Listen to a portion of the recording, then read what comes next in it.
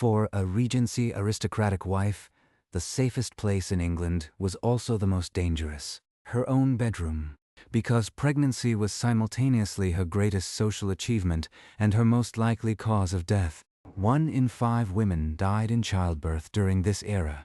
But here is the horrifying paradox nobody tells you about. The wealthier the household, the deadlier the delivery. Why? Because the same doctors who delivered princesses had just come from dissecting cadavers. The same unwashed hands that pulled a stillborn child from a royal womb had been inside a rotting corpse an hour earlier. And the most fashionable accoucheurs in London spread childbed fever to their wealthy patients faster than a plague. So while a farmer's wife delivering in a cottage with a midwife might survive, the aristocrat in her silk-canopied 4-poster bed, she needed 2 outfits prepared, one for her christening and one for her funeral.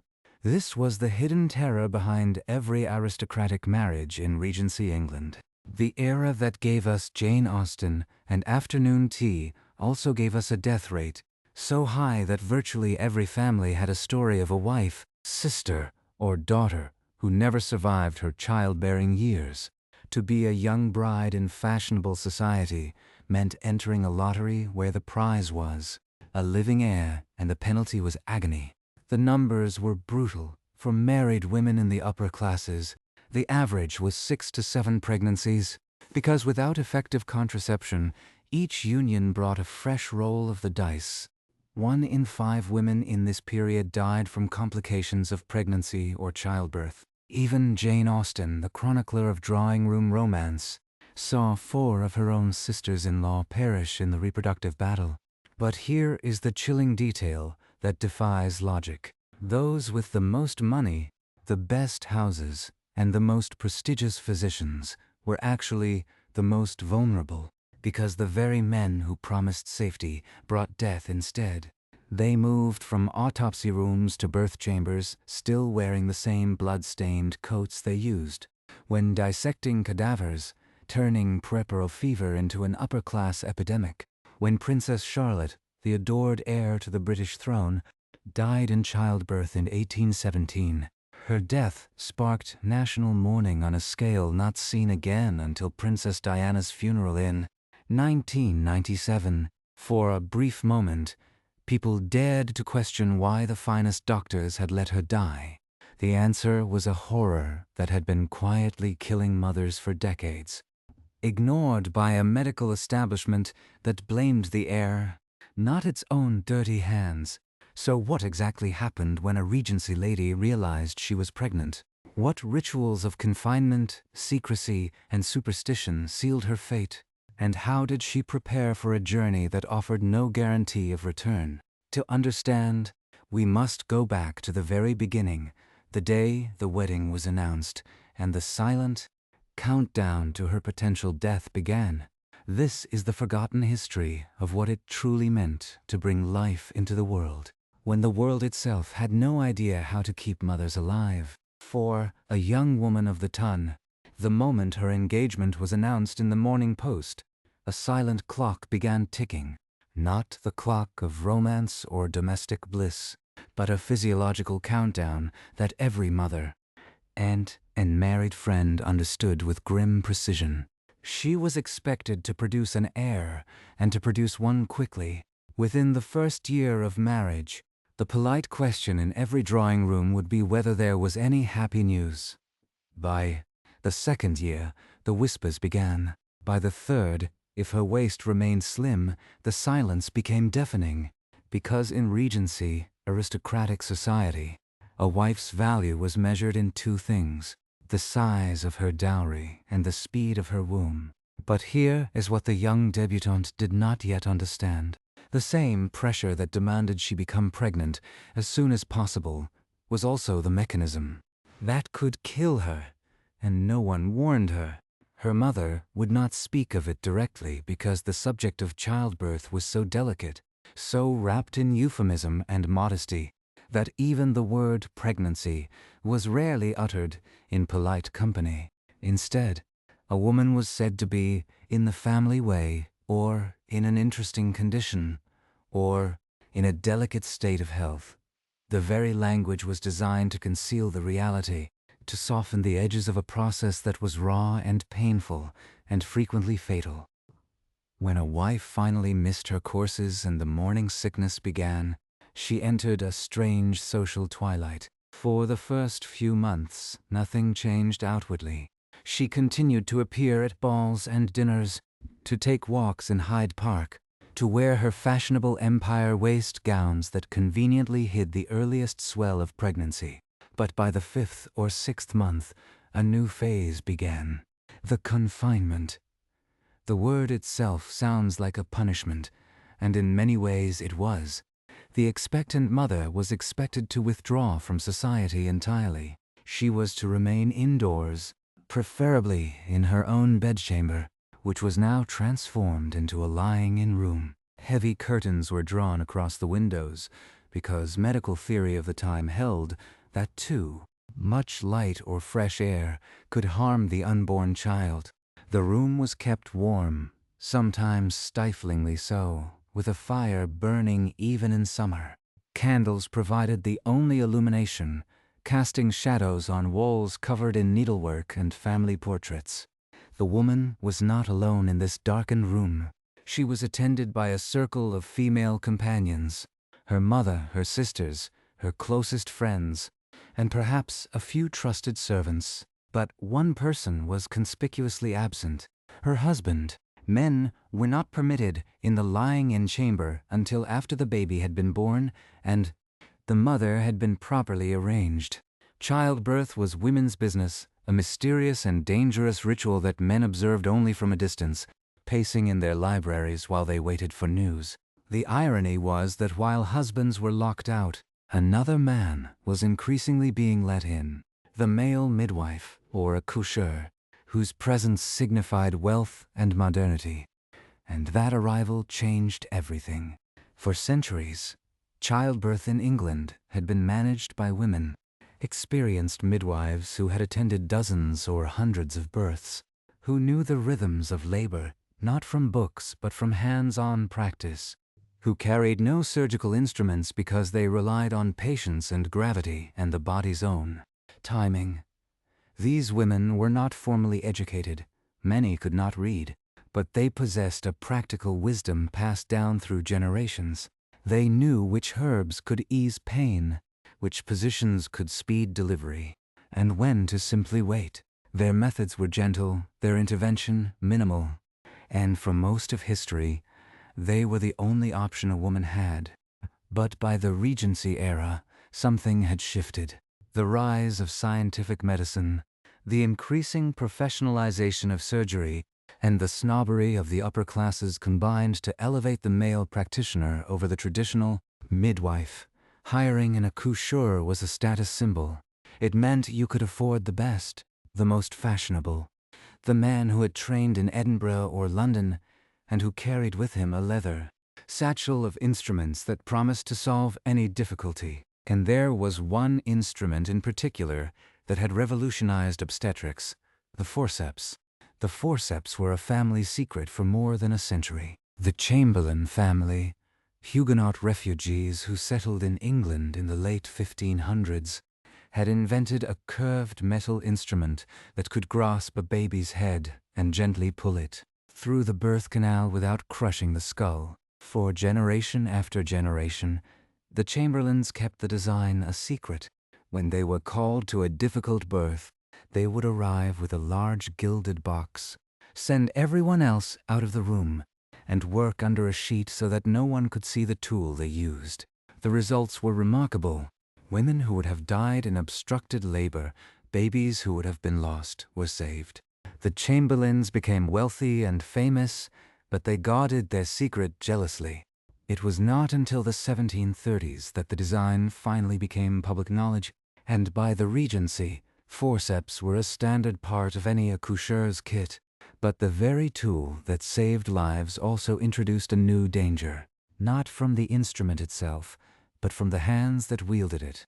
Because the accoucheur who arrived at a fashionable house in Mayfair had likely spent his morning in a very different setting. He had been in the dissection room at Guy's Hospital, or St. Bartholomew's, performing anatomical studies on the bodies of paupers who had died of various diseases. He had been elbow-deep in cadavers, examining organs, tracing the pathways of infection.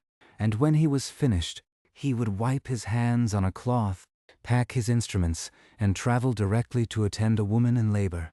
The same hands that had touched rotting flesh now reached inside a living body to guide a child into the world. No one understood the connection. The prevailing medical theory of the time was based on miasma, the belief that disease was caused by bad air, foul smells, and environmental vapors. If a woman developed a fever after childbirth, the doctor blamed the stuffy room, or her emotional state, or the alignment of the planets, or her own moral failings. The idea that invisible particles of decay on a physician's hands could transfer death from a corpse to a mother was simply unimaginable. And so the wealthiest women in England, the ones who could afford the most prestigious accoucheurs, became the unwitting victims of their own privilege. The disease that killed them was called childbed fever, or puerperal fever. It struck without warning, usually within the first 3 days after delivery. The new mother, exhausted but joyful at surviving the birth, would suddenly develop a high fever. She would complain of severe abdominal pain. Her pulse would race. Her skin would become hot and dry. Then the chills would begin, violent shaking that rattled the bed. Within hours, the pain would spread until even the touch of a sheet was unbearable. Her abdomen would swell and harden. The discharge from the birth would become foul-smelling, a sign that infection had taken hold deep inside her body. The doctors who attended her could do nothing. They would bleed her, hoping to drain the inflammation. They would purge her with calomel, a mercury compound that caused vomiting and diarrhea, but did nothing to stop the bacterial invasion. They would apply poultices and pray, and within a week, often within days, the young mother would be dead. The infection that started in her womb had spread through her bloodstream, causing peritonitis, sepsis, and finally organ failure. She died in agony, surrounded by the same women who had helped her through the birth, in the same darkened room where she had hoped to cradle her newborn. The numbers tell a horrifying story. In the lying-in wards of the great London hospitals, where doctors treated the poorest women, the mortality rate from puerperal fever could spike to 20% or higher during epidemics. 1 in 5 women walking in to give birth would be carried out in a coffin. But even among the wealthy, who gave birth at home with the most esteemed physicians, the risk was substantial. Research suggests that between 6 and 9 women in every 1,000 births contracted the infection, and of those, roughly 1 in 3 died. The disease was the single greatest killer of women of childbearing age, second only to tuberculosis overall. It accounted for nearly half of all maternal deaths, and every single case was preventable if only someone had thought to wash their hands. The most chilling documented account comes from Scotland an entire generation after the Regency, but the practice it describes was exactly the same. Dr. William Campbell, a respected physician, recorded his own routine without any sense of horror. On a single evening, after spending the day dissecting a cadaver, he went directly to attend a poor woman in the Canongate district of Edinburgh. He delivered her baby, and within days she died of childbed fever. The next morning, still wearing the same unwashed clothes, he used forceps to assist another woman in Bridewell. She died too. The doctor noted these deaths in his journal as unfortunate coincidences. The word coincidence is obscene in this context. He had transferred the infection with his own hands, from the dead body to the first woman, and then from the first woman to the second. He was a serial killer without malice, armed only with ignorance and a pair of forceps. The aristocracy never knew. The elegant accoucheurs who arrived in their carriages did not advertise how they spent their mornings. They were gentlemen, well-dressed, well-spoken, and full of reassurances. When a wife died, the doctor expressed deep regret. He blamed the woman's constitution, or the difficulty of the labor, or the will of God. And the family, devastated and bewildered, accepted the explanation. What else could they do? The doctor was the expert. The doctor had done everything possible. The doctor was not to blame. But here is the question that haunted every woman who entered her confinement. Was she going to live? And the cruelest part was, she had no way of knowing. Some women sailed through multiple deliveries without complications. Others died after their first. Age, health, wealth, piety, none of it guaranteed survival.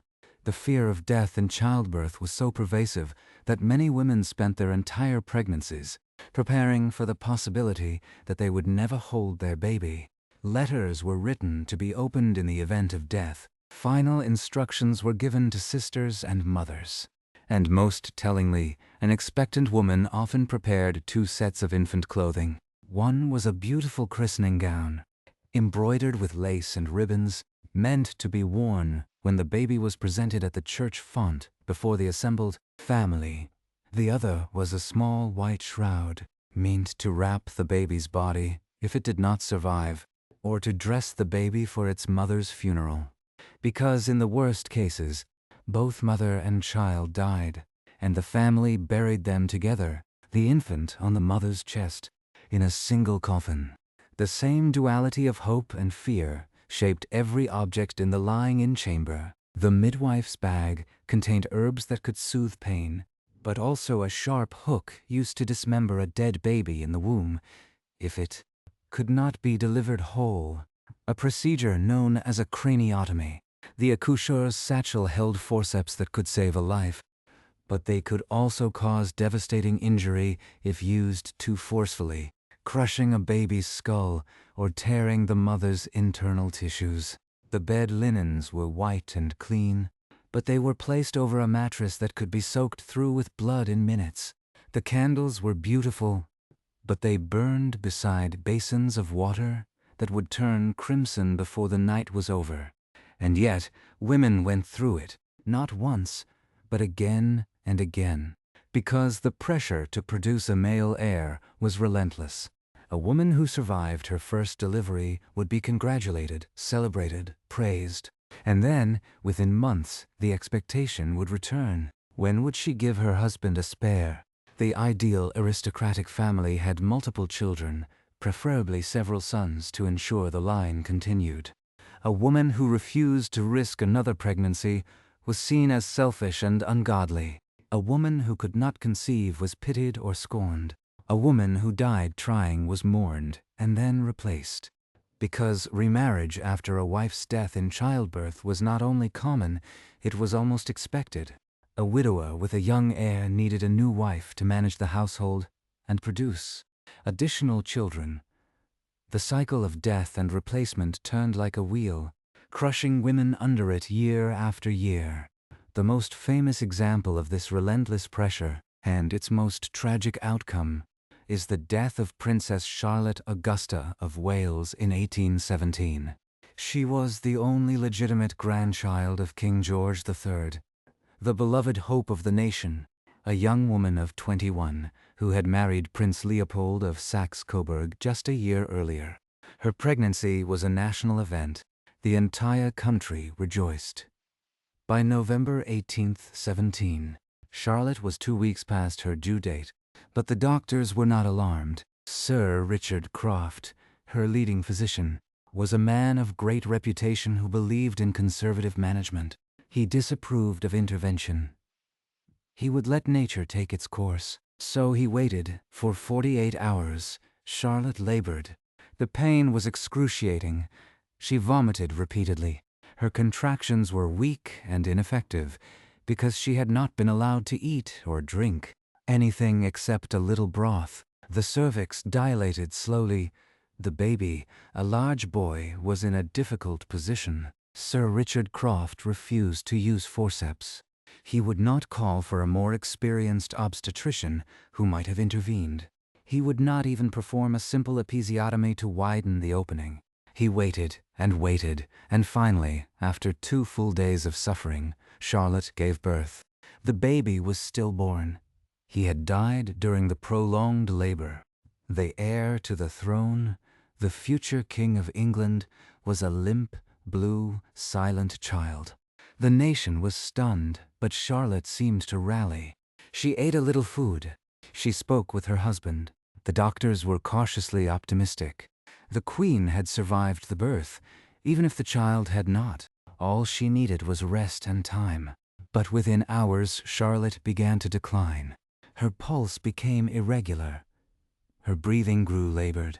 She complained of a strange, gnawing pain. By midnight, she was restless and agitated. Sir Richard Croft bled her, removing perhaps 20 ounces of blood in the hope of calming her system. It did not help. At 2 in the morning on November 6th, Princess Charlotte of Wales died. The exact cause was probably a massive hemorrhage combined with shock, exhaustion, and possibly the beginnings of sepsis. The finest medical care in England, the most celebrated physician, the most luxurious surroundings, had produced a triple tragedy: a dead heir, a dead princess, and a dead reputation. The nation collapsed into grief. Shops closed, churches held memorial services. Ordinary people wore black armbands for weeks.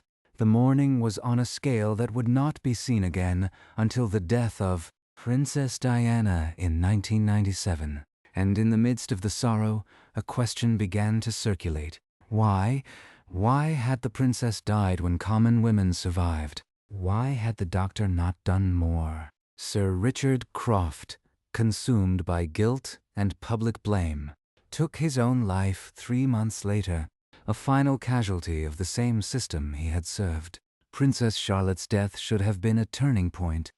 It should have shattered the complacency of the medical establishment and forced a reckoning with the practices that were killing women. Instead, it was treated as an isolated tragedy, a matter of individual error rather than systemic failure. The inquiry that followed praised the doctors for their professionalism. The miasma theory remained unchallenged, and women continued to die at the same rate from the same preventable infections, while the men who caused their deaths continued to wear their blood-stained coats as badges of honor. The true horror of Regency childbirth was not just that it killed. It was that the very people who were supposed to protect women were, unknowingly, the ones who killed them most efficiently. And behind every closed door of every elegant London townhouse, inside every darkened lying-in chamber, a secret was waiting to be uncovered. A secret that lived in the hands of the most trusted physicians and in the satchels of instruments they carried. And that secret would not be exposed for another 30 years by a Hungarian doctor who noticed something utterly simple and utterly damning. But before that revelation, women had to face the ordeal alone, armed with nothing but courage, superstition, and the desperate hope that they would be among the lucky ones. How they prepared for that ordeal, the rituals they followed, the pain they endured, and the few things that actually helped, is where our story continues. When the first pain struck, the woman knew. It might arrive in the middle of the night, a low cramp that tightened across her belly and then released. Or it might announce itself more gently, a steady ache in her lower back that built over hours until she could no longer pretend it was indigestion. Either way, the signal was unmistakable. The time had come. She would send a servant to wake the household. The midwife would be summoned. If she was of the fashionable set, the accoucheur would be called as well.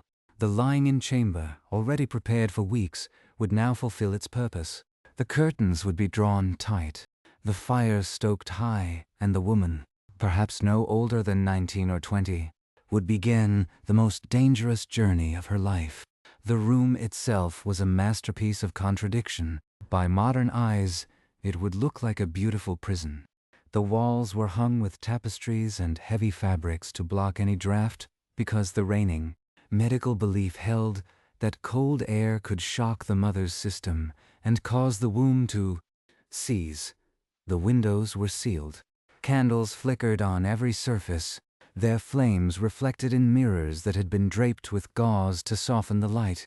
The bed was enormous, piled with feather mattresses and linen sheets, a piece of furniture that in normal times symbolized comfort and rest, but now would become an arena of pain. Nearby, a table had been laid out with the tools of the trade: clean rags, basins of warm water, a pitcher of cool water for drinking, and the midwife's bag. That bag contained a pharmacopoeia of herbs and tinctures, some helpful, some useless, some actively dangerous. Chamomile and raspberry leaf tea to relax the muscles, powdered ergot, a fungus that grew on rye, to stimulate stronger contractions if labor slowed. Laudanum, a tincture of opium, for pain that might become unbearable.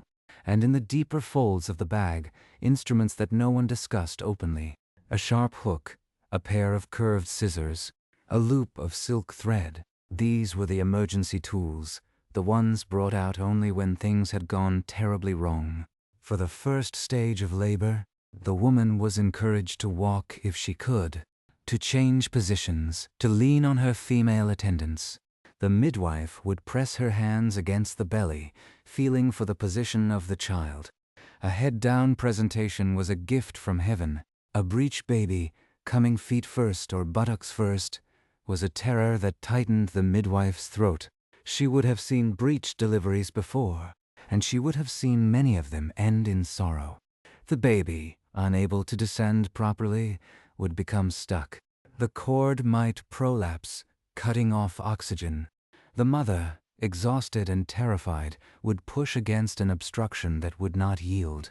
In these moments, the midwife fell back on ancient techniques. She might try external version, turning the baby from the outside by pressing and kneading the abdomen until the head swung downward. This was painful, sometimes excruciating, but it could work. If it failed, the accoucheur would be summoned, and, if he arrived with his forceps, a new and more mechanical kind of hope entered the room. The forceps were, in the right hands, a miracle. They were long metal blades, each curved to fit the shape of a baby's head, that could be inserted one at a time and then locked together at the handles. With gentle traction, the doctor could pull the baby through the birth canal, guiding it past the obstruction. But in the wrong hands, in hands that had not been washed after a morning in the dissecting theater, the forceps were also a vector of death, and even in the most skilled hands, they carried risks. Applied too early, before the cervix was fully dilated, they could tear the mother's internal tissues and cause hemorrhages that no one could stop. Applied too forcefully, they could crush a baby's skull or snap its neck. The forceps saved countless lives, but they also took them, and the woman on the bed, racked with contractions, had no way of knowing which version of the instrument she would receive. The pain of labor in the Regency era was unmedicated in any modern sense. Laudanum was available, but it was used sparingly because doctors believed that dulling the mother's senses would also dull the contractions and prolong the ordeal. So the woman suffered with full clarity. She felt every wave of pressure as her cervix stretched open over hours, sometimes days. She felt the grinding descent of the baby's head against her pelvis. She felt her own body tearing. The midwife would apply warm compresses, massage her back, whisper prayers and encouragement. The other women in the room, her mother and sisters and friends, would hold her hands and wipe her forehead and tell her that the pain was natural, that it was the curse of Eve, that she must bear it bravely. The women reinforced the cultural narrative. Suffering in childbirth was not a medical emergency, but a spiritual ordeal, a purifying fire through which a woman proved her worth. To complain was weakness. To scream was expected, but also a little shameful. To die was tragic, but also, in some dark corner of the collective psyche, accepted. The second stage of labor, when the baby actually moved through the birth canal, was the most dangerous for the child. The contractions became overwhelming, an automatic reflex that the mother could not control. The midwife would instruct her to bear down, to push with all her might. The room would fill with the sounds of effort and pain. The assistants would brace the mother from behind, supporting her back while she gripped their arms until bruises bloomed. After what felt like an eternity, the top of the baby's head would appear, a small circle of wet dark hair visible at the opening. This was the moment of crowning, and it brought both hope and fresh danger. If the baby's head was too large, the mother's flesh would tear, sometimes all the way from the birth canal to the rectum. The midwife might try to support the perineum with a warm cloth, pressing against it to slow the head's emergence and prevent a catastrophic rupture. But if the tear happened anyway, the mother would be stitched up after the birth with a curved needle and silk thread, without anesthetic, while she lay exhausted and bleeding on the bed. The suture would be crude, often leaving scar tissue that made future deliveries even more difficult. Some women lived the rest of their lives with fistulas, holes torn between the vagina and the bladder or rectum, leaking urine or feces uncontrollably. They were the lucky ones who survived. Many were hidden away by their families, too ashamed to appear in society. Once the head was born, the midwife would feel around the baby's neck to check for the cord. If it was wrapped tightly, she would try to slip it over the head or clamp it and cut it immediately to free the baby. This was a delicate, terrifying maneuver. Cut too soon, and the baby would lose its oxygen supply before it could take its first breath. Leave it too long, and the cord would strangle the child during the next contraction. The midwife's fingers, calloused from years of work, had to be both swift and precise. When the cord was free, one more push would deliver the shoulders. Then the rest of the body would slide out in a rush of fluid and blood. The baby, slick and gray and often startlingly quiet, would be lifted into the candlelight. The next seconds were crucial. The midwife would clear the baby's mouth and nose, rubbing its back vigorously with a cloth. The room would fall silent, every woman holding her breath, waiting for the sound that meant life. And then, usually, the cry would come, a thin, angry wail that was the most beautiful noise in the world. The baby was alive. The mother, barely conscious from exhaustion, would reach out her arms. She would be given her child to hold, just for a moment, before the midwife took it away to be washed and wrapped. But even in that moment of relief and joy, the danger was not over. Because now the third stage of labor had to begin, the delivery of the placenta, and this was the quiet killer that turned a successful birth into a death sentence. The placenta was supposed to detach from the uterine wall and be expelled within half an hour of the baby's birth. In most cases, it did. The midwife would gently tug on the cord, or press on the mother's belly, and the organ would slide out, a dark purple mass that looked like a piece of raw liver. It would be inspected carefully to ensure that no pieces had been left behind, because even a small fragment of retained placenta could fester inside the womb and cause childbed fever. If the placenta did not come, the midwife or the doctor faced a terrible dilemma. They could wait, hoping that the uterus would contract and expel it naturally. But waiting meant the cervix might close, trapping the placenta inside. Or they could intervene manually, reaching a hand inside the mother's body to scrape the placenta free. This procedure, done without anesthesia or antiseptic, was agonizing. The woman, already ravaged by labor, would have to endure the violation of a hand inside her most tender tissues, fingers searching blindly for the remnants of the pregnancy. The pain was so extreme that some women fainted.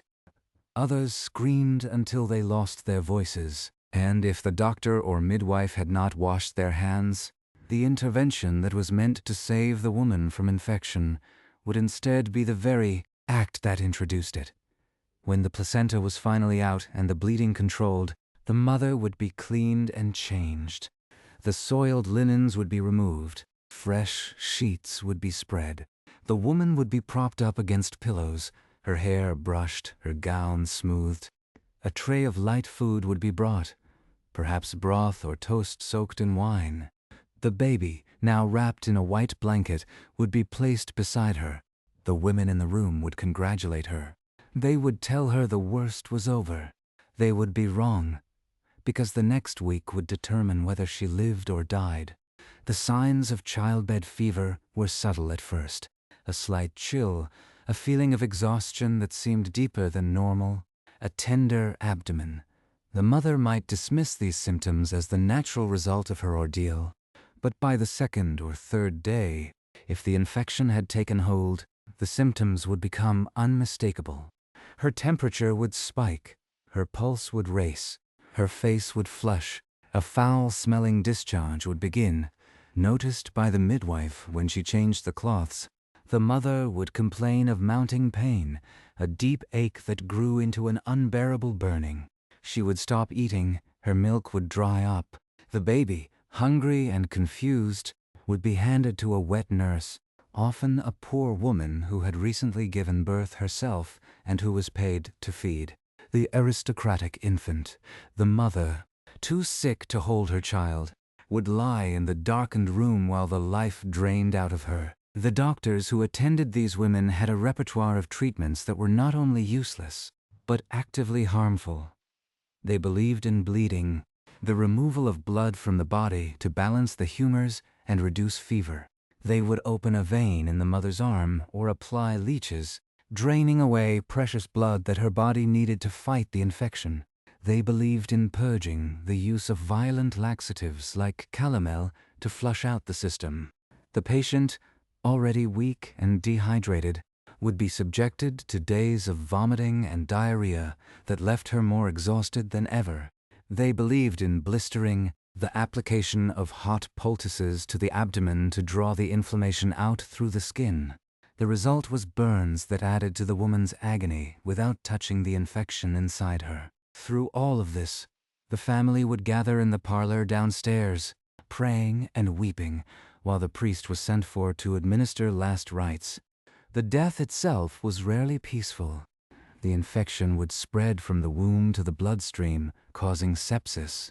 The abdominal cavity would fill with pus, a condition called peritonitis. The woman would develop a rigid, distended belly that was tender to the slightest touch. Her breathing would become shallow and rapid. Her consciousness would flicker, sometimes lucid, sometimes delirious. She would call for her husband, for her mother, for God. In the final hours, her organs would fail. Her kidneys would stop producing urine. Her lungs would fill with fluid. Her heart would flutter, and then, finally, stop. The women in the room, who had been present for the birth just days before, would close her eyes and cover her face with a sheet. The baby, perhaps only a week old, would be motherless, and the father, who had been kept out of the lying-in chamber for the entire ordeal, would be told the news by the doctor. The doctor would express his deepest condolences. He would explain that the fever was an unfortunate visitation, a miasma that had arisen from the woman's own body or from the foul air of the room. He would assure the husband that everything possible had been done. The husband, shattered by grief and lacking any medical knowledge, would believe him. The funeral would be arranged. The christening gown would be put away, replaced by the burial shroud. The infant would be christened without its mother present, held by a godmother who had stepped in at the last moment.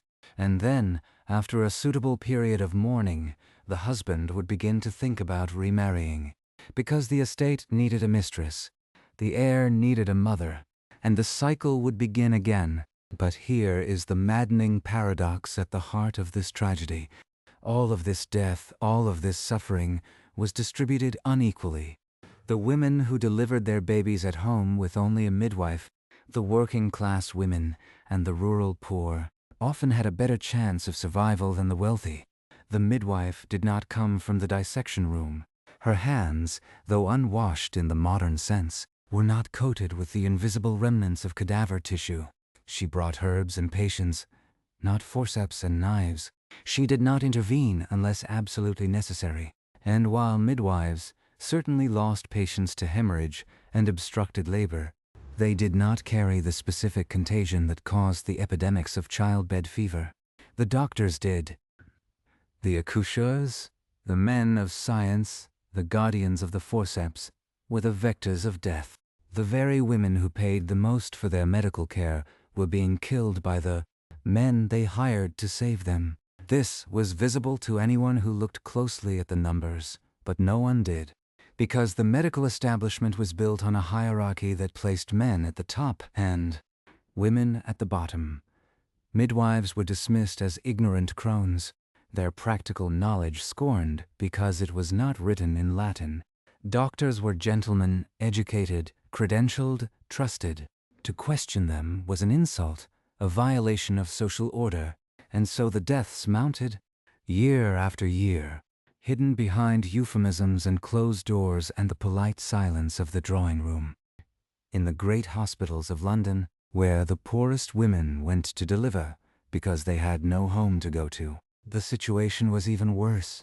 The lying in wards of hospitals, like the General Lying in Hospital in Westminster or Queen Charlotte's Hospital, were death traps. Women were crammed into wards, sometimes two to a bed, laboring and delivering in full view of each other. The doctors, eager to teach their students, would perform multiple deliveries in a single day, moving from one woman to the next with hands that were never washed. The result was explosive. In some years, the mortality rate in these wards reached 20%.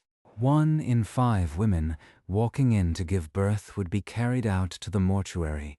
The doctors, perplexed, blamed the miasma that rose from the crowded bodies, the foul air of the wards, the moral laxity of the poor.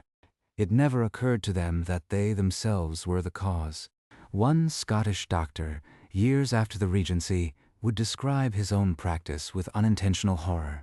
He wrote of attending the dissection of a cadaver one evening, then going directly to deliver a poor woman.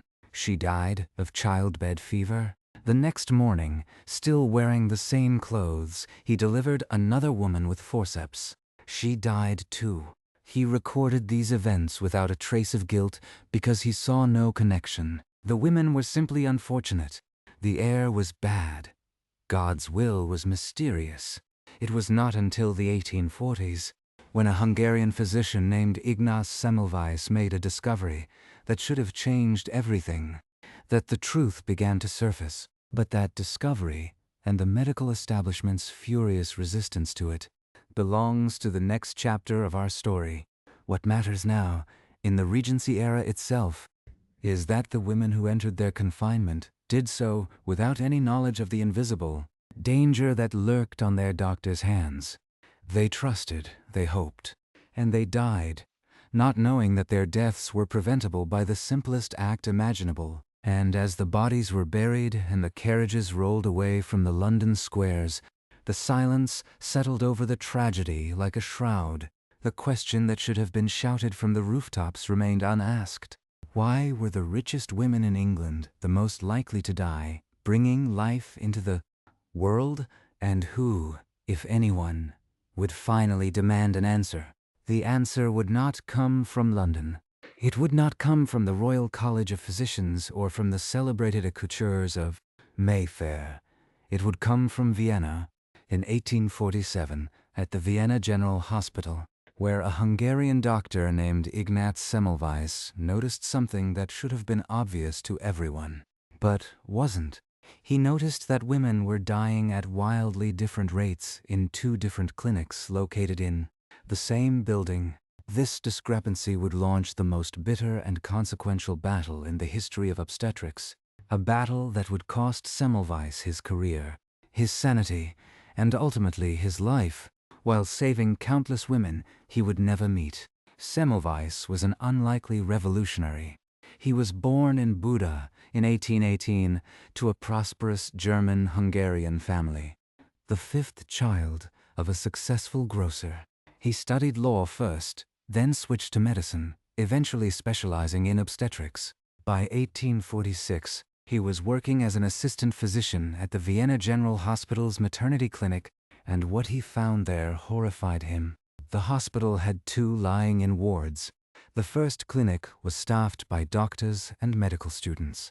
The second clinic was staffed by midwives.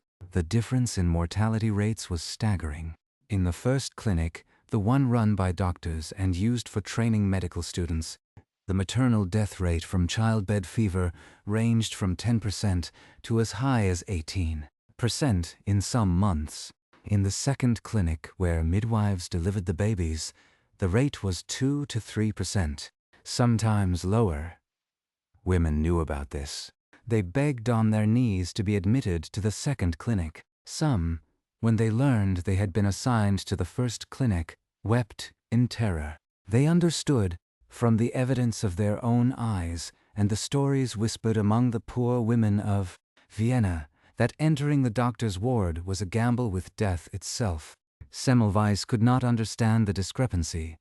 The clinics were in the same building, shared the same ventilation, treated women from the same social class. Miasma theory could not explain it because the air in both wards was equally stale. The doctors were more highly trained than the midwives, more knowledgeable about anatomy, more skilled in the use of instruments. By every logical measure, the first clinic should have had better outcomes. Instead, it was a slaughterhouse. Semmelweis began to investigate every variable he could think of. He examined the position of the beds. He studied the ventilation shafts. He even considered whether the priest who administered last rites might be frightening women to death, because the priest walked through the first clinic ringing a bell when he came to give the sacrament. Semmelweis asked the priest to stop ringing the bell. The death rate did not change. Then, in March of 1847, something happened that cracked the mystery open. Semmelweis's close friend and mentor, a professor of forensic medicine named Jakob Kolečka, died after an accident. Kolečka had been performing an autopsy on a woman who had died of childbed fever when a student's scalpel slipped and cut his finger. Within days, Kolečka developed a high fever, severe pain, and the characteristic symptoms that Semmelweis had seen in countless dead mothers. He died in agony. Semmelweis, reading the autopsy report on his friend, noticed that the pathological findings were identical to the ones he saw in women who had died of puerperal fever. The same inflammation, the same abscesses, the same generalized sepsis. And then the realization hit him like a physical blow. Kolečka had been infected by something from the cadaver. A particle, a substance, a contagion of some kind, had entered his wound and killed him. And the doctors and students in the first clinic, the men who had higher mortality rates than the midwives, spent their mornings doing exactly what Kolečka had been doing. They performed autopsies on women who had died of childbed fever. Then they walked directly to the maternity ward and performed vaginal examinations on living women with their bare, unwashed hands. The connection was so clear, so terrifyingly obvious that Semmelweis could not understand why no one had seen it before. The doctors were transferring cadaverous particles from the dead to the living. The midwives, who never performed autopsies, did not carry this invisible contamination. The answer had been staring at the medical profession for decades, hidden in the very mortality statistics that everyone had recorded, but no one had truly analyzed. The cause of childbed fever was not miasma. It was not bad air or moral failing or the will of God. It was doctors' hands. Semmelweis immediately instituted a new policy in the first clinic. He required all doctors and medical students to wash their hands thoroughly in a solution of chlorinated lime, calcium hypochlorite, after performing autopsies and before examining any living patient. The solution smelled harsh and stung the skin, but it was the most effective disinfecting agent available. The results were immediate and dramatic. In April of 1847, the month before the policy took effect, the mortality rate in the first clinic was 18.3%. Nearly 1 in 5 women died. In June, the first full month after hand-washing was implemented, the rate dropped to 2.2%. By July, it had fallen to 1.2%. By August, it reached 0. For the first time in the history of the Vienna General Hospital, not a single woman died in the first clinic from childbed fever. The solution was so simple, so effective, that Semmelweis expected universal celebration. He was wrong. What followed was one of the most disgraceful episodes in the history of medicine. The senior physicians of the Vienna General Hospital rejected Semmelweis's findings. They were insulted by the implication that they, the learned doctors, the professors, and the gentlemen, were the cause of their patients' deaths. Their hands were clean, they insisted. They were gentlemen. Gentlemen did not spread disease. The idea that invisible particles on their skin could kill was an affront to their dignity and their professional identity. Semmelweis's contract was not renewed. He was forced out of the Vienna General Hospital. He returned to Hungary, to the city of Pest, where he continued to practice and to preach the doctrine of hand-washing, but the medical establishment of Europe largely ignored him. He wrote letters to prominent obstetricians. He published a book, The Etiology, Concept, and Prophylaxis of Childbed Fever, in 1861. The book was dense and passionate and angry. It was also dismissed. The reviewers savaged it. The medical journals refused to endorse his theories. And all the while, in hospitals and in fashionable homes across Europe, women continued to die from a disease that was entirely preventable. The tragedy of Semmelweis is not just that he was right and no one listened. It is that the rejection broke him. He became increasingly isolated, increasingly paranoid, increasingly furious. He began to write open letters to his critics, accusing them of murder. He called them irresponsible killers, medical Neros who fiddled while women burned with fever. His language was unhinged, but his facts were correct. By 1865, his behavior had become so erratic that his wife and colleagues became seriously concerned. He was lured to a mental asylum under false pretenses, tricked into visiting a clinic where he was restrained by guards. When he realized what was happening, he fought back. He was beaten, thrown into a straitjacket, and locked in a dark room. Within 2 weeks, he was dead. The official cause of death was sepsis, a massive infection that spread from a wound on his right hand. The irony is unbearable. The man who had discovered how to prevent puerperal fever died of the very same septic process that had killed the women he tried to save. Semmelweis was 47 years old when he died. He never saw his ideas accepted. He never knew that he would one day be called the savior of mothers. He died in an asylum, beaten and forgotten, while the medical establishment continued to kill its patients with unclean hands. But here is the part of this story that makes it even more devastating. Semmelweis's discovery, even when it was finally accepted decades later, did not reach back in time to save the women of the Regency. Their suffering had happened in the years before, in the decades when the connection between cadaver and childbed was not even suspected. And the question that haunts this entire history is how many of those women, how many Jane Austen characters, how many real wives and sisters and daughters, died because a doctor touched them with hands that still carried the death of another woman. The answer is unknowable but enormous. Tens of thousands, perhaps hundreds of thousands, an ocean of preventable grief, hidden behind the polite language of condolence cards and the drawn curtains of the lying-in chamber. The final horror is that even when hand-washing was grudgingly adopted in the late 19th century, it was done with resistance and resentment. Doctors complained about the time it took, the harshness of the chemicals, the insult to their professional pride. They washed their hands, not because they believed in germs. Not yet, germ theory was still in its infancy, but because the statistical evidence had become overwhelming. They washed their hands because they could no longer pretend not to see, and the death rate fell. and fell, until puerperal fever became a rarity rather than a routine killer. The battle that Semmelweis started was eventually won, but he was not there to see the victory.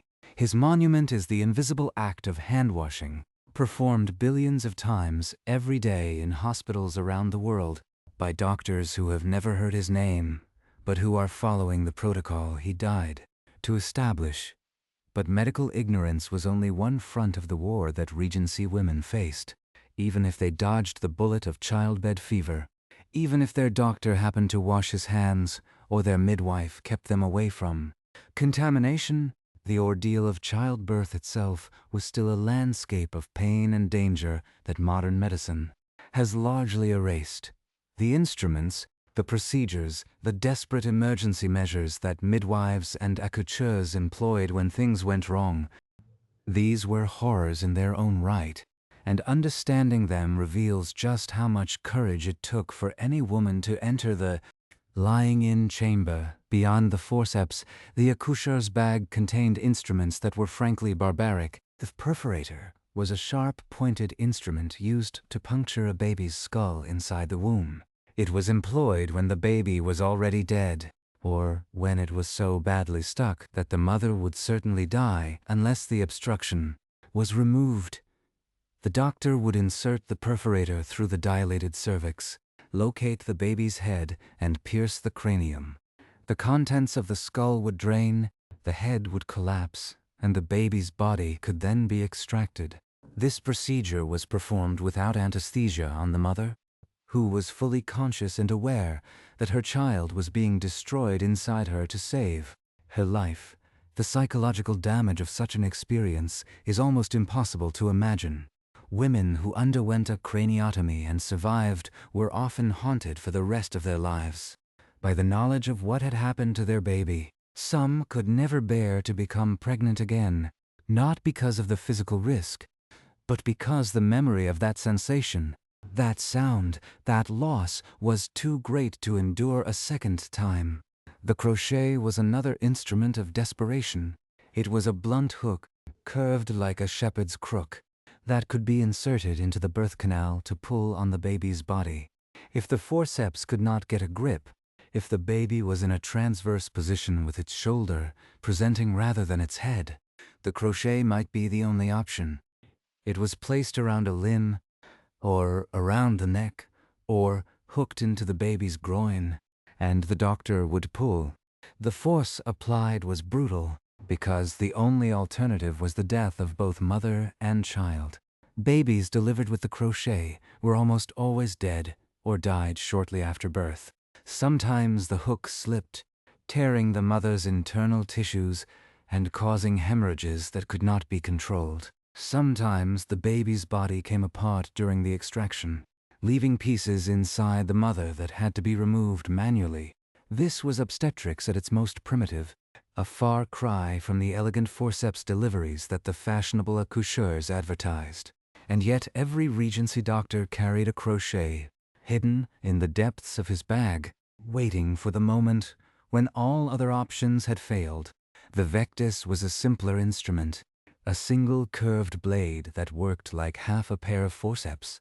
It was used to lever the baby's head into a better position or to provide traction when forceps were not available or not appropriate. It required less skill than forceps and was sometimes preferred by doctors who were not confident in their ability to apply both blades correctly. But the Vectis also carried a high risk of injury. Applied too forcefully, it could fracture a baby's skull or tear the mother's cervix. In the hands of an exhausted doctor at the end of a long labor, it could become a weapon rather than a tool. And beneath all of these instruments, beneath the blood and the pain and the terror, lay the fundamental problem that Regency obstetrics could not solve: cesarean section. Today, a C-section is a routine surgery performed in under an hour, with a recovery time of a few weeks, and a maternal mortality rate that is a fraction of 1% in developed countries. In the Regency era, a cesarean was a death sentence. The procedure existed, but it was performed only as a last resort, only when the mother was already dying or dead, and only with the full expectation that she would not survive. The reasons were straightforward. There was no anesthesia to manage the pain of cutting through the abdominal wall and the uterus. There was no antiseptic technique to prevent infection. There was no way to control bleeding from the highly vascular uterus except to pack the wound and pray. And there was no effective method for closing the uterine incision, meaning that even if the mother survived the initial surgery, she would likely bleed to death internally or develop peritonitis within days. The first successful caesarean in Britain, in which both mother and child survived, was not performed until the late 18th century, and it was done by a woman, a midwife named Mary Donnelly, in Ireland, in 1738. The medical establishment dismissed her achievement as a freak occurrence. It would be another 100 years before caesarean section became anything other than a procedure of last resort, a desperate gamble rather than a standard of care. So, the woman in labor had no surgical safety net. If the baby could not come out, she would die. If the baby came out but tore her apart on the way, she could die. If the placenta stayed inside, she could die. If the doctor's hands were contaminated, she could die. Every pathway through childbirth was littered with potential fatalities, and the only thing protecting her was luck and the skill of her attendants. The courage required to face this is almost unimaginable to a modern person. Every Regency mother knew, or should have known, what she was risking. And yet they went through it, over and over, because the alternative was social disgrace and marital abandonment. A woman who refused her husband's bed, who refused to risk pregnancy, faced consequences that were almost as terrifying as childbirth itself. She could be accused of denying her husband his conjugal rights. She could be divorced, which in the Regency era meant public humiliation and complete financial ruin because the law gave virtually all property rights to the husband. She could be ostracized by her family, branded as selfish and unnatural. The pressure to produce children, especially male children, was not just a matter of personal desire. It was the entire purpose of an aristocratic marriage. The estate needed an heir. The title needed continuity. The family name needed to survive. A woman who failed to deliver on this fundamental expectation had failed in her primary social function. And so they closed their eyes, drew the curtains, and entered the lying-in chamber, knowing that they might never come out. The smaller details of confinement added their own miseries. For weeks before the birth, the woman was not permitted to leave the house. She could not walk in the garden because fresh air was considered dangerous. She could not receive visitors except for her closest female relatives because her condition was too delicate for mixed company. She could not read exciting novels or engage in strenuous mental activity because strong emotions might harm the baby. The boredom and isolation were crushing. Some women passed the time with needlework, stitching tiny garments for the baby they hoped to hold. Others wrote letters to faraway friends, letters that might be their last words if the delivery went badly. Many prayed, because in the absence of medical science, religion was the only comfort available. The diet prescribed during confinement was famously bland. Spicy foods, rich meats, and stimulating drinks were forbidden. The mother was given broths, milk puddings, and weak tea. The belief was that a simple diet would keep the baby small and make the delivery easier. In reality, the poor nutrition probably weakened the mother and made her less able to withstand the physical demands of labor. But the doctors who prescribed these diets were confident in their wisdom, and the women who followed their orders had no alternative source of information. The birth itself, when it finally began, was attended by a gathering of women that could number half a dozen or more. The mother's own mother would often be present, along with her sisters, her closest friends, and the senior female servants of the household. The presence of so many witnesses was partly practical, extra hands to help with water and linens and holding the mother upright, and partly social, a recognition that childbirth was a female rite of passage that should be witnessed and supported by the community of women. The men of the family, the father to be most of all, were excluded. They paced in libraries and smoking rooms, waiting for the midwife to bring them news. Some fathers insisted on being present, but this was rare and considered somewhat indecent, a violation of the sacred female space of the lying-in chamber. The exclusion of men meant that husbands often had no idea what their wives had endured. When the baby was finally placed in their arms, clean and wrapped and sleeping, the blood and sweat and terror of the delivery room were invisible. This ignorance served the social order well. Husbands who did not know what childbirth entailed were less likely to be hesitant about getting their wives pregnant again. The irony is that the Regency period was, in many ways, an age of enlightenment and progress. Science was advancing. The Royal Society was publishing papers on electricity and astronomy and chemistry.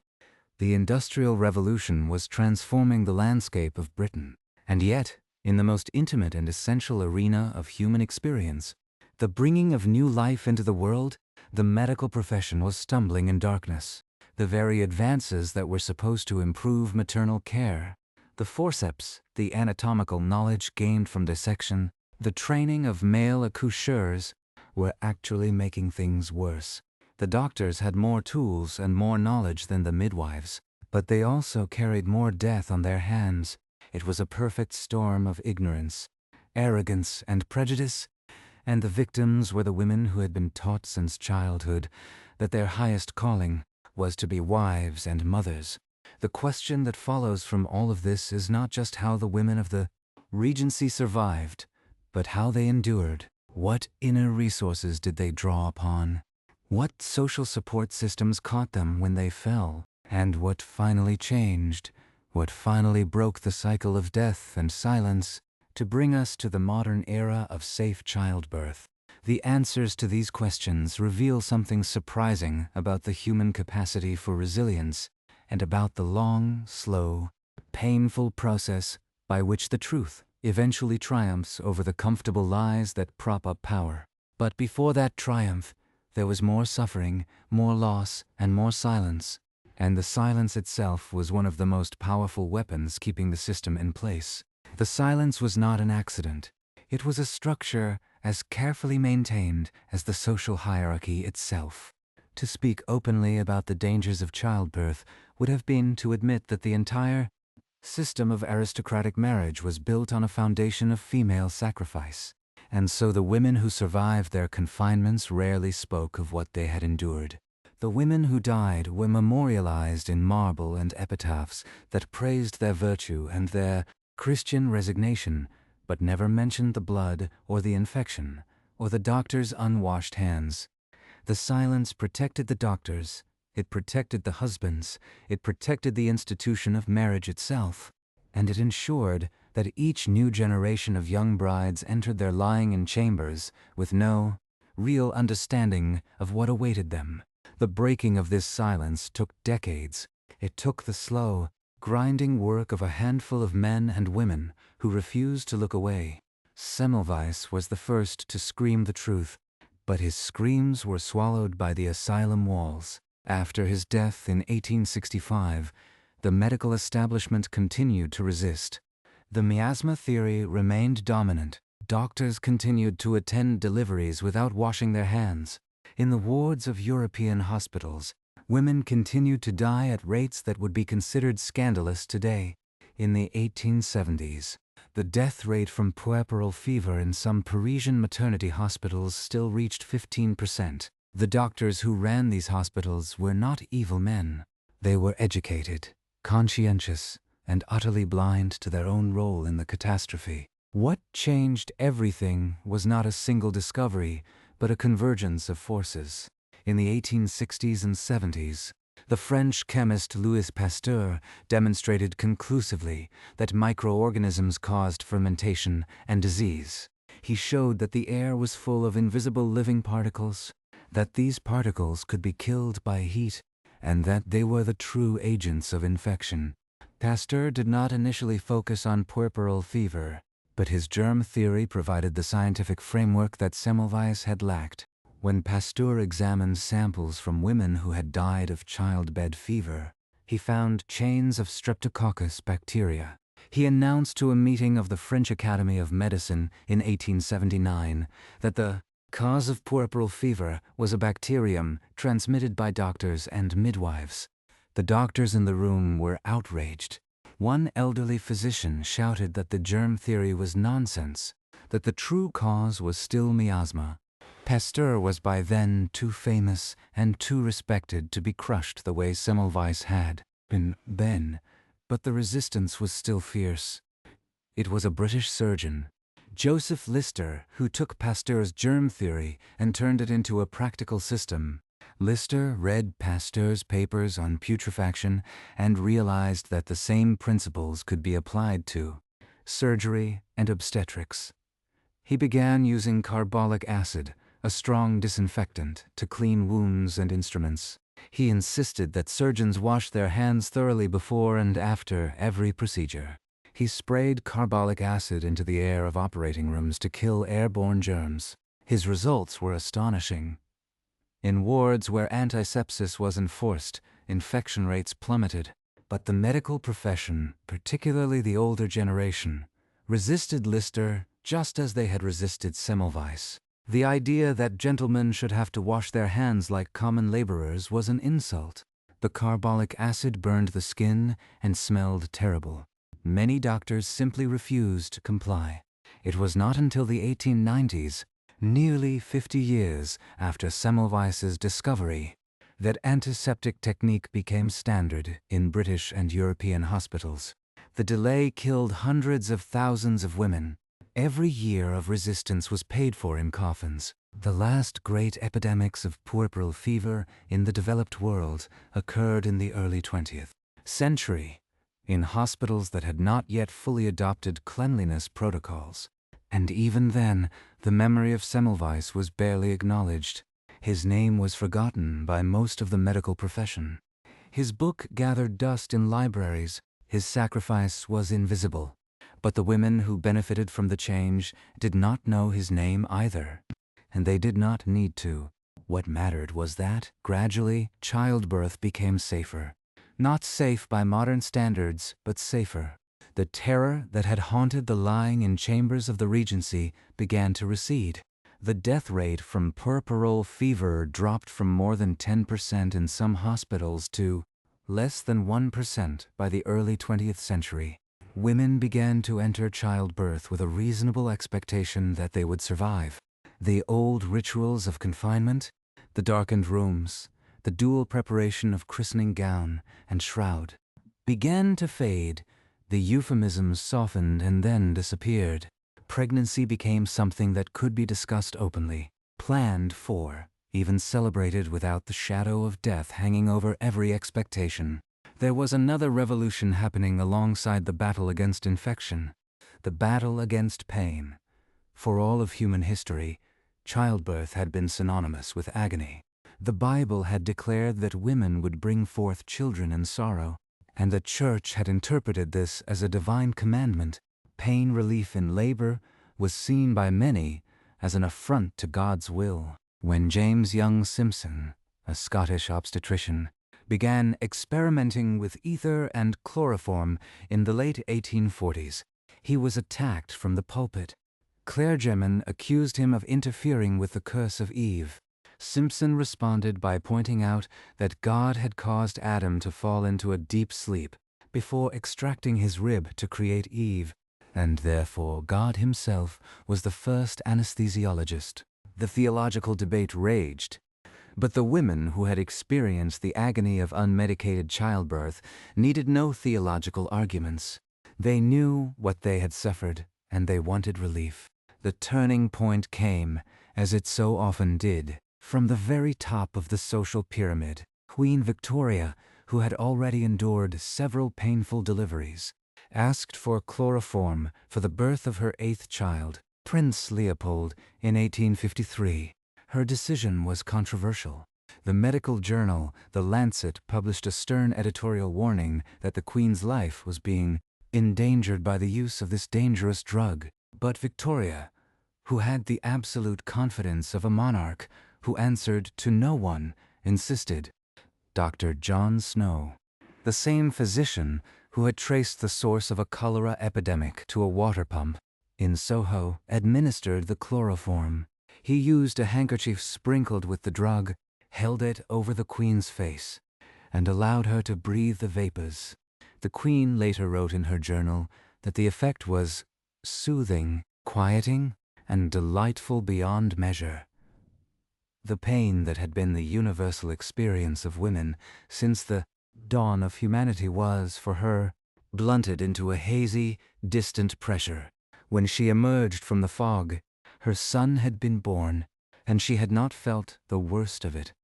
The cultural impact was immediate. If the Queen, the most respectable woman in the empire, could use chloroform without divine punishment, then so could any woman. The practice spread rapidly among the upper and middle classes. Pain relief in childbirth became known as chloroform à la reine, the Queen's method. But it is important to understand that these changes were not evenly distributed. The wealthy and the middle classes gained access to antiseptic doctors and pain relief long before the poor. In the slums of industrial cities, women continued to give birth in squalid conditions with the help of untrained midwives or no help at all. The maternal mortality rate among the poor remained shockingly high well into the 20th century. In 1928, the British government reported that maternal deaths had barely declined in the previous 50 years, because while the rate among those who could afford good care had dropped significantly, the rate among the poor had remained stagnant. Childbirth was still a class issue. The women who died were disproportionately the ones who could not pay for the safety that the wealthy had purchased with their status. The great equalizer, finally, was the development of antibiotics. In the 1930s, sulfonamide drugs became available and were found to be effective against streptococcal infections, the same bacteria that caused puerperal fever. For the first time, a woman who developed an infection after childbirth could be treated with something that actually worked. Then, during the Second World War, penicillin became widely available. Penicillin killed streptococcus bacteria with incredible efficiency. Puerperal fever, which had killed so many millions of women over so many centuries, was suddenly curable. A few injections of this miraculous mold-derived drug, and the infection that had been a death sentence for a Regency aristocrat was gone. The shift was so dramatic that by the 1950s, deaths from puerperal fever in developed countries had become rare events, medical curiosities rather than routine tragedies. Other advances followed. The development of safe caesarean section, with improved surgical techniques, anesthesia, and antibiotics, meant that obstructed labor no longer had to end in craniotomy or maternal death. Blood transfusions, first performed successfully in the early 20th century, allowed doctors to replace the blood lost in hemorrhage. Ultrasound technology, developed in the 1950s and 60s, allowed doctors to see the baby's position and detect problems before labor began. Prenatal care, the simple practice of monitoring a pregnant woman's health throughout her pregnancy, caught complications early and reduced the risk of catastrophic emergencies. By the end of the 20th century, the maternal mortality rate in developed countries had fallen to something that would have seemed miraculous to a Regency mother. In the United Kingdom today, fewer than 10 women per 100,000 births die from pregnancy-related causes. In Jane Austen's time, the number was closer to 1,000 per 100,000. 100 times higher. The difference is the accumulated knowledge of generations, the hard-won victories over infection and hemorrhage and obstructed labor. It is the forceps and the antiseptic and the antibiotic and the blood bank. It is the legacy of Semmelweis, who died in an asylum so that women he would never meet could live. And it is also the legacy of the women themselves, the anonymous thousands who suffered and died, whose death slowly, painfully taught the medical profession what it needed to know. But the story does not end with a clean and happy resolution, because the central irony of this entire history remains. In the Regency era, the wealthy had access to the best doctors, and those doctors carried death on their hands. The poor women who gave birth with only a midwife had better odds of surviving infection, though they faced other dangers from lack of nutrition and hard physical labor. Today, the pattern has reversed. In developed countries, women with access to advanced medical care have excellent outcomes. But in the developing world, and in marginalized communities within wealthy nations, maternal mortality remains devastatingly high. Globally, a woman dies from pregnancy-related causes every 2 minutes. The World Health Organization reports that nearly 300,000 women die each year. The vast majority from preventable causes. These are women who do not have access to the simple interventions that were discovered, in many cases, over a century ago. They are dying from hemorrhage, from infection, from obstructed labor, from the same causes that killed Regency aristocrats in their 4-poster beds. The inequality that once favored the poor in a strange and accidental way has now turned fully against them. The wealthy live, the poor die. It is a different configuration of the same injustice. And even in the richest countries, the echoes of the past have not been entirely silenced. Maternal mortality rates in the United States have been rising in recent years, a shocking reversal that has baffled and alarmed public health experts. The reasons are complex, involving systemic racism, unequal access to care, and a medical system that too often dismisses the pain and concerns of women, particularly women of color. Black women in America are 3 to 4 times more likely to die from pregnancy-related causes than white women. This disparity is not biological. It is the result of the same kind of structural neglect that allowed doctors in the Regency to ignore the evidence of their own mortality statistics. The pattern repeats, in different forms, across different centuries, because the underlying problem is not just medical. It is social. It is the question of whose lives are valued and whose suffering is taken seriously. For the women of the Regency, the suffering was hidden behind euphemism and silence. The young bride who entered her confinement prepared herself not just with hope, but with practical acceptance of her own possible death. She wrote letters to her unborn child to be opened if she did not survive. She chose the names for her baby and also the hymns for her funeral. She stitched the christening gown and laid aside the burial cloth. She kissed her husband before entering the lying-in chamber, knowing that this might be the last kiss they would ever share.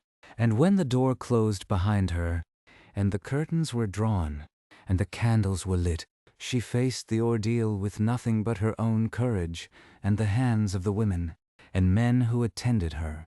Some of those hands were gentle and wise. Some were contaminated with the invisible remnants of death. She had no way of knowing which was which.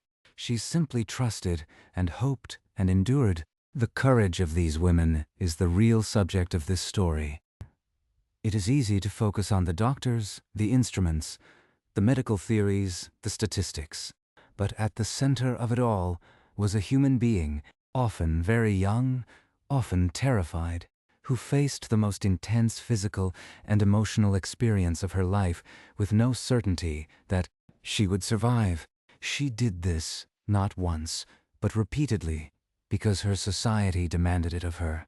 She did it in rooms that were hot and dark, with people who might be helping her or might be killing her, sustained only by the words of the other women around her and by the hope that, this time, she would be among the lucky ones.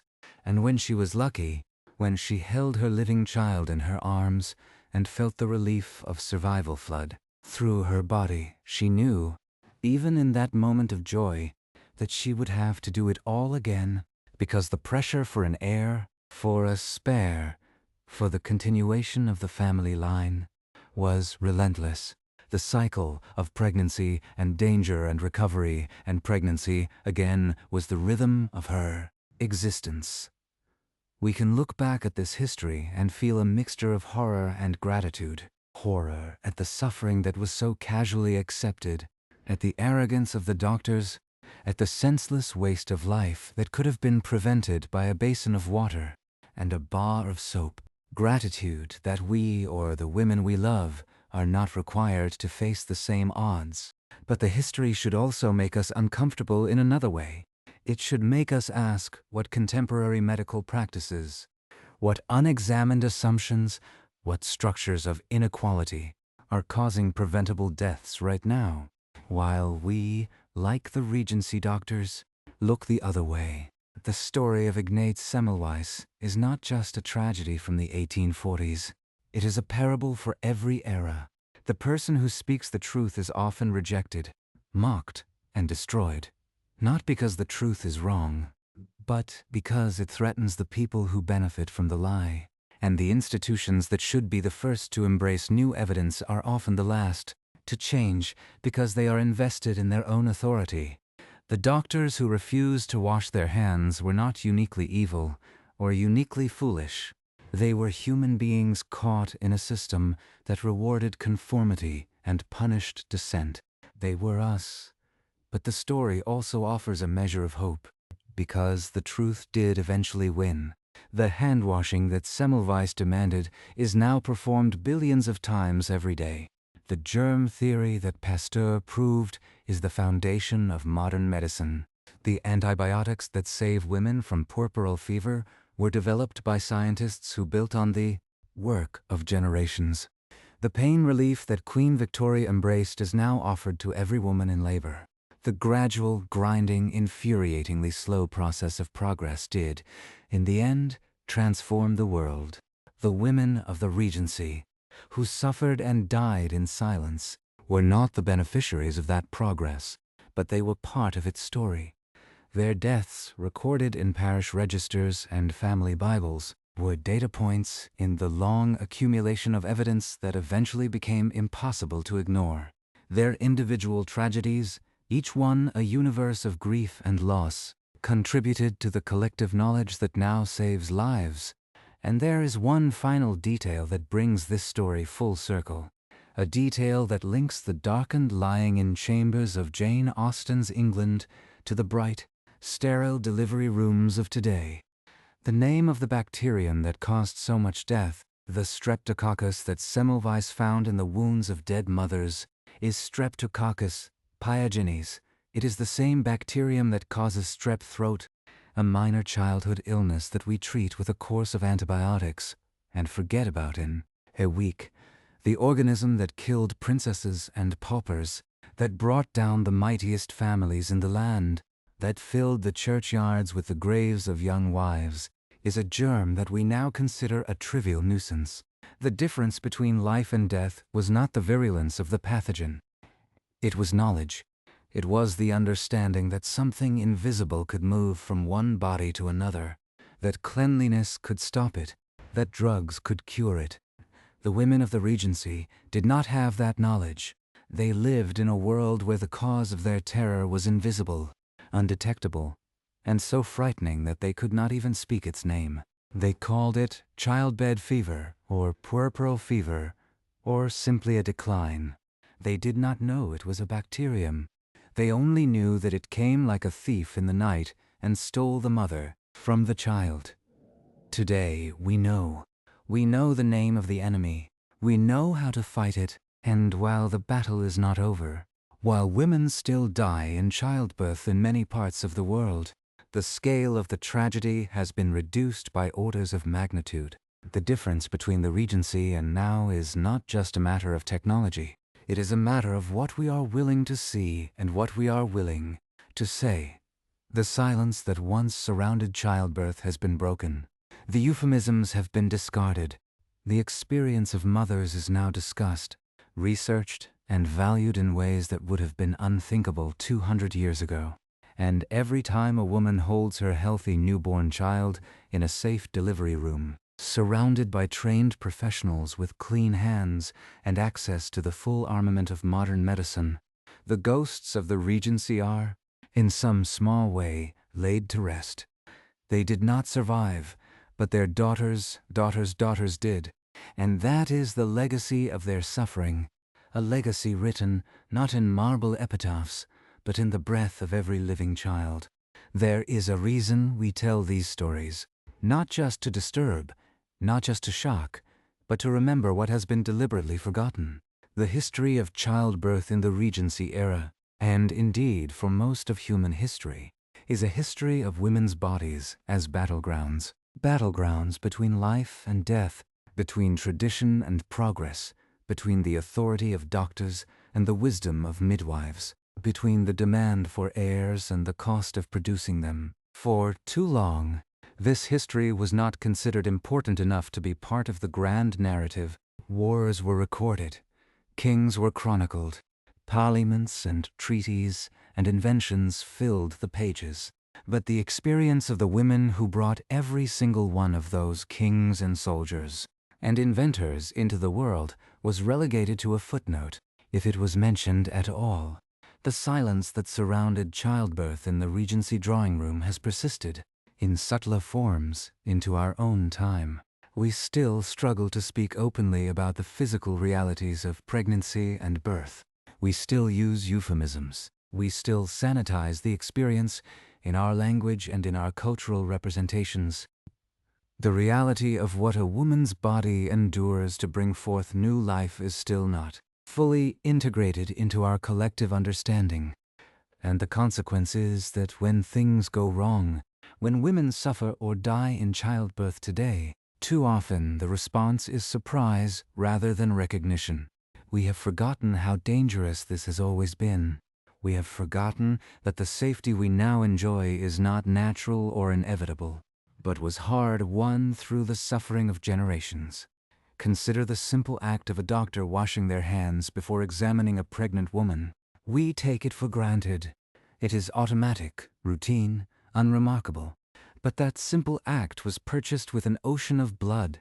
It was purchased by Ignaz Semmelweis, who was beaten in an asylum and died of the very infection he had tried to prevent. It was purchased by the unknown thousands of women who died of childbed fever in the lying-in wards of Vienna and London and Paris, whose deaths were the data points that eventually forced the medical profession to change. It was purchased by the midwives and nurses who insisted on cleanliness long before it was accepted practice. Every time you see a healthcare worker wash their hands, you are witnessing a ritual that has a body count behind it.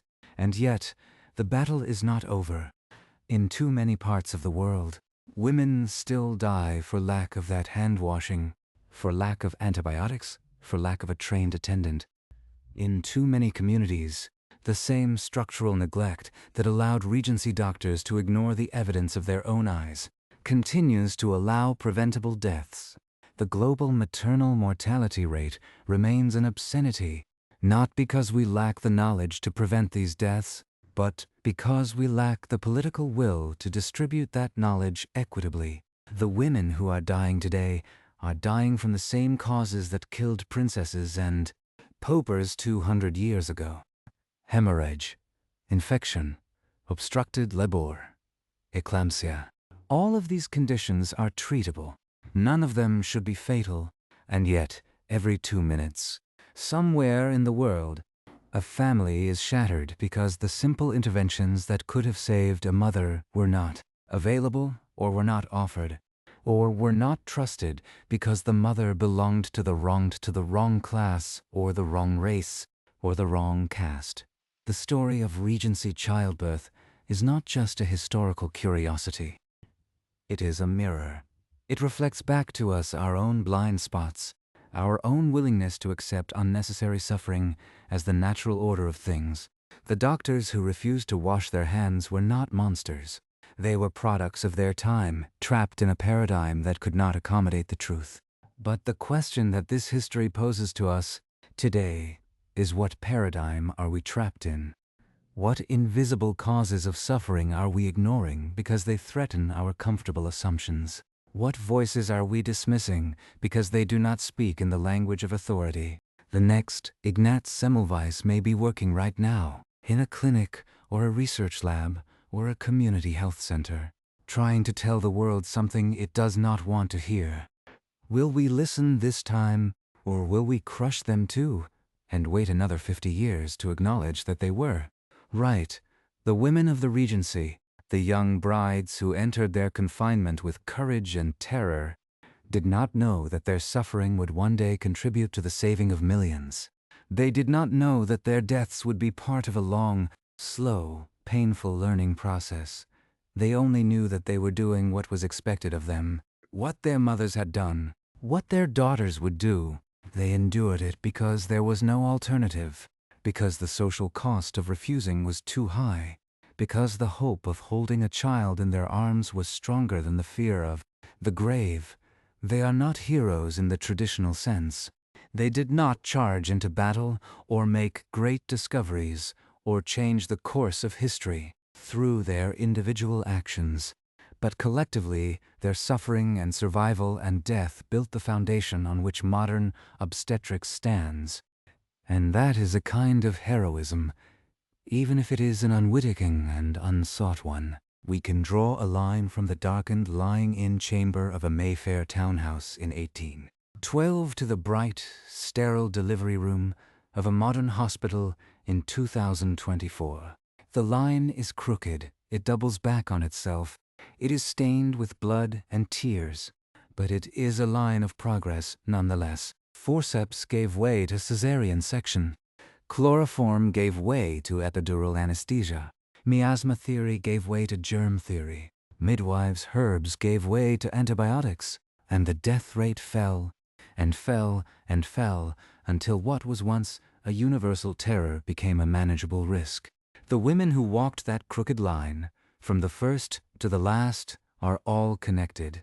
The anonymous mother who died of childbed fever in 1815 is, in a sense, the ancestor of every woman who survives childbirth today.